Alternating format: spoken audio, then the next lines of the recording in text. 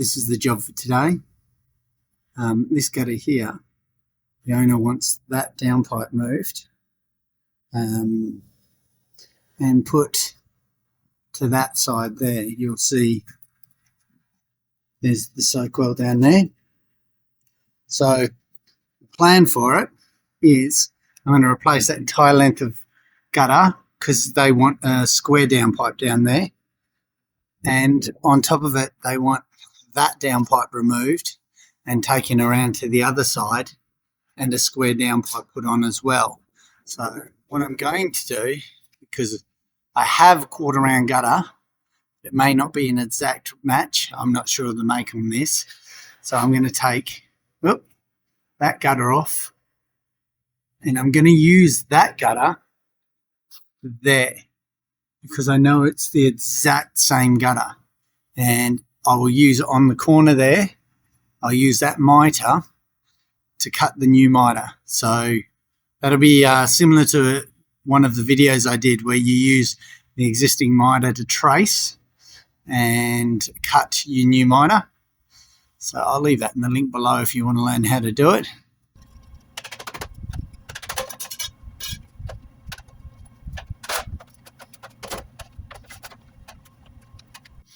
Alright, so on this roof we're dealing with a tin roof, which tends to make it more difficult.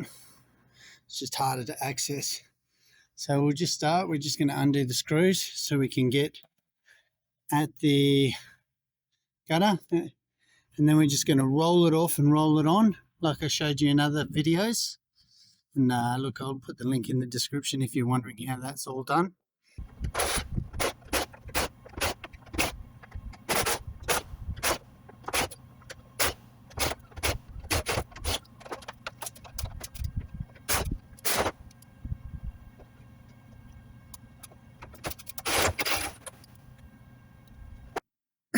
Now, if you're wondering why we undo the screws, it's because if you can see just under there, am I getting that? I don't know if I'm getting that for you. See that? There's nails. So because it's nailed in, we have to access that and pull those nails out. Otherwise, it won't roll off. It's just the way it's designed. Roof plumbers do that in because it's better for the wind. It stops the ability of the wind to lift the gutter off and it drop off the bottom rungs. So we got to get all of those out from along there. I reckon there'll probably be 2 or 3.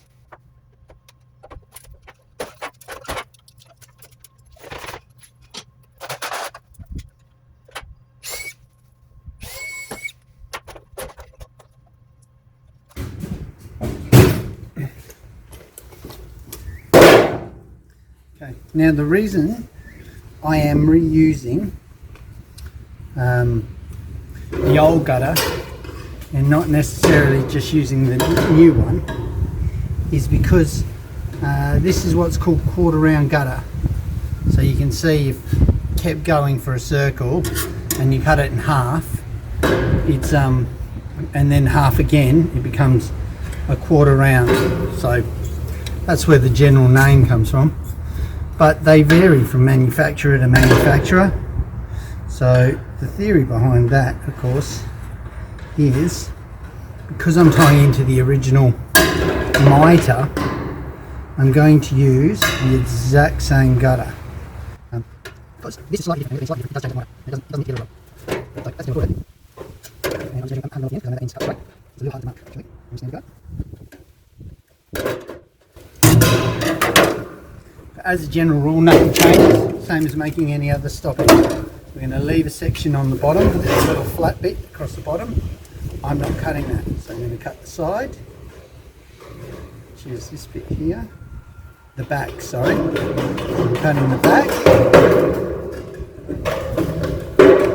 I'll show you that on the other one, from the other side. And now we're going to cut the front, just along that line.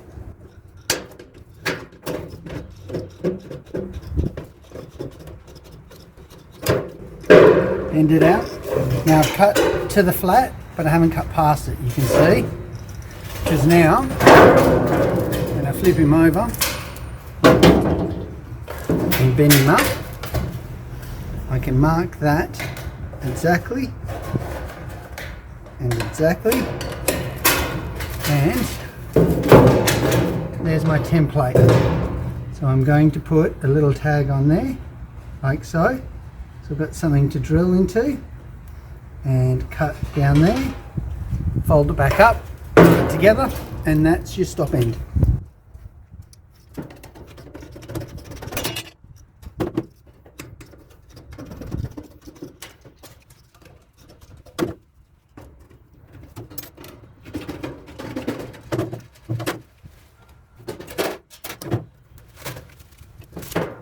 Now, the advantage of quarter round gutter is it holds more water.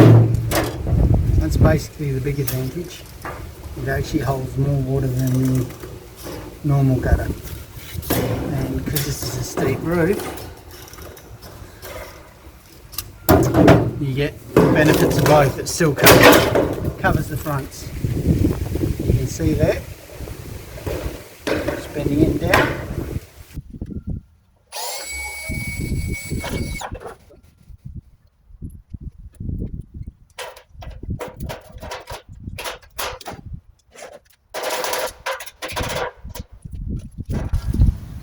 Now the measurement, I'm getting off the existing.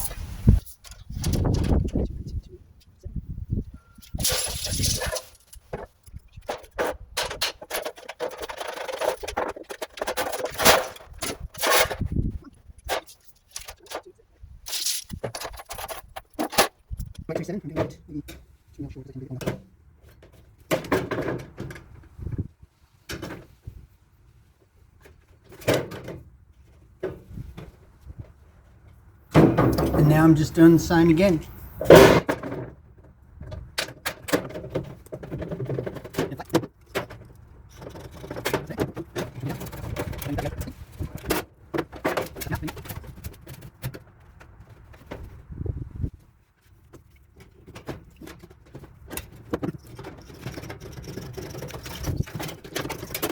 Now if you haven't done stop ends before, you can buy them for these ends. You can buy stop ends, and I would suggest that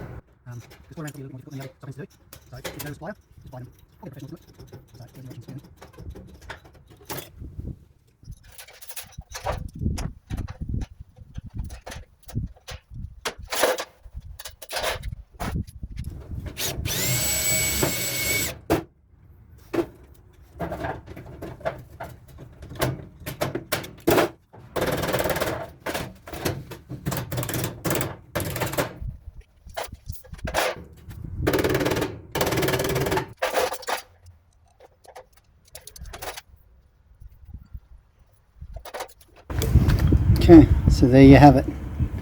It's beautiful. You can see from the other side. Nicely done, finished off beautifully, and down the bottom we've done the same. So that piece is the exact same length as that. Like I said, didn't have to measure it on the roof because there was no damage to that piece when we took it off. Now we're going to use that piece to make this piece here. Because I don't know whether you can see this,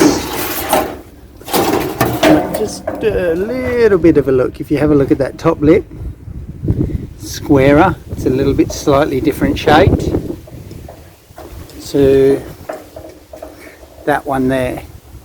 I'm not sure what the make of that is, so the easiest way was to get that existing gutter and use it to make the new one. And the reason being is you can see there's no rust, there's no damage in that. I mean, it's a little old, but this is the same. There'll be no rust or damage in that. If there was rust, then I would replace it. Okay, first things first, let's remove the excess silicone and bend up anything that's been taken down. So we are measuring from there to there. The tag, that's going to give us our miter, which is 980. So it can't be shorter than 980. Lovely. Now I have that, I can cut this miter. We did a video on this, I will link it, where you take an existing miter and you just cut it and use it on whatever gutters match. So if you know where to get your miters from, I don't sell you on crappy stuff, I do it myself. This is all stuff I do myself.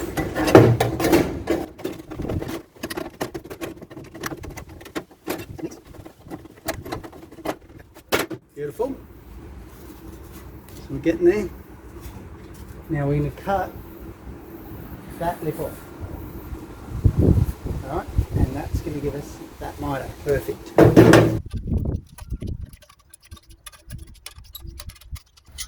Putting in all the little slots, watch what it does when I cut it. It allows it to bend, so it becomes a manageable bend, otherwise you just won't cut that. Okay, got our miter, and we need our piece of gutter.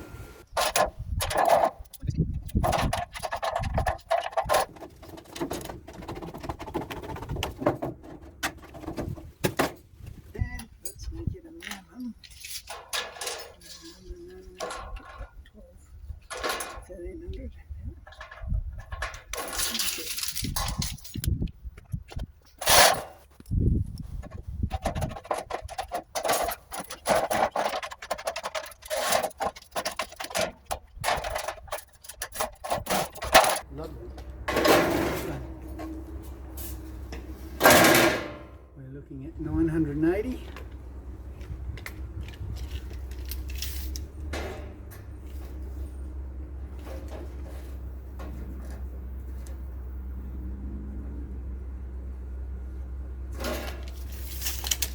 Takes us to there.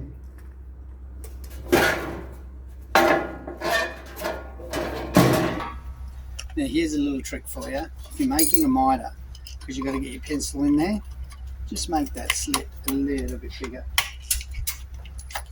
It also allows you to see the pencil mark, so you know you're going exactly. I'm going just past 980.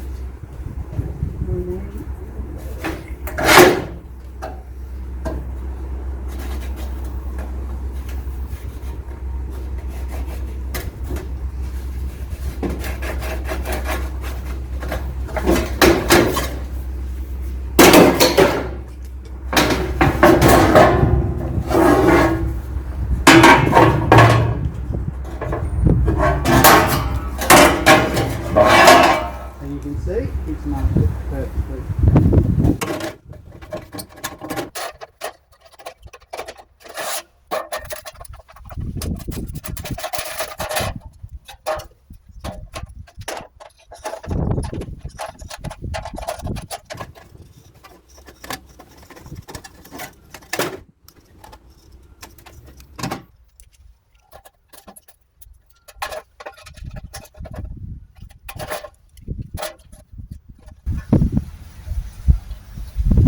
Okay, pretty happy with that. Pretty happy with that. Let's go. Give that a clean now and get it ready for installation.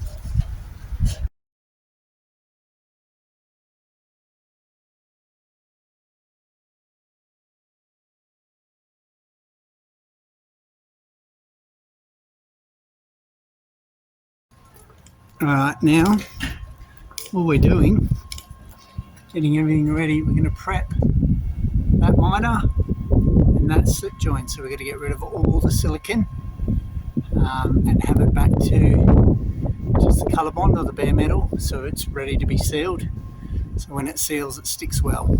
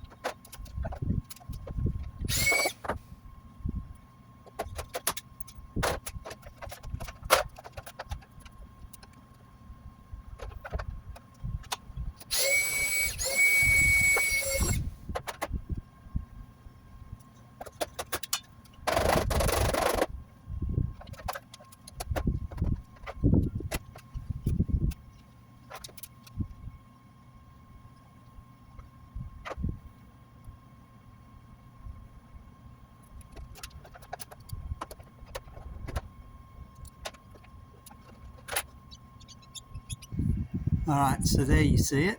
It's been replaced almost perfectly. You don't really know it's been replaced.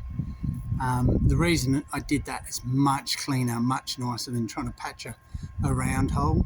It looks ridiculously disgusting. And now we've got to put in that downpipe around there, but we're all set up to do it. And there's a couple things. The reason I use the old gutter, as you can see, on that gutter there's a sun fade. Now, when you've put in the old gutter where the pop was, you can't even tell the sun fade, okay? And because that is end to end, you won't be able to tell the sun fade on that. It'll just look like a new piece of gutter. But if you join an old piece with a new piece, you end up with a sun fade. I mean, it's a bit like when you drive past a house and you can see they've changed the sheet because the sun fade has kicked in on all the other sheets except the new one. So that makes it look 100%. We used the miter and look at how well that's turned out. You wouldn't even know that's been replaced, to be honest. You'd think that was the first one that was ever done. We'll touch up those rivets. The slip joint came out beautiful as well. So look, overall I'm really happy with that, and it's all set up to go ahead with the downpipes. So if you like this, like and subscribe, and I'm just going to put up the double stop. You can watch that quickly.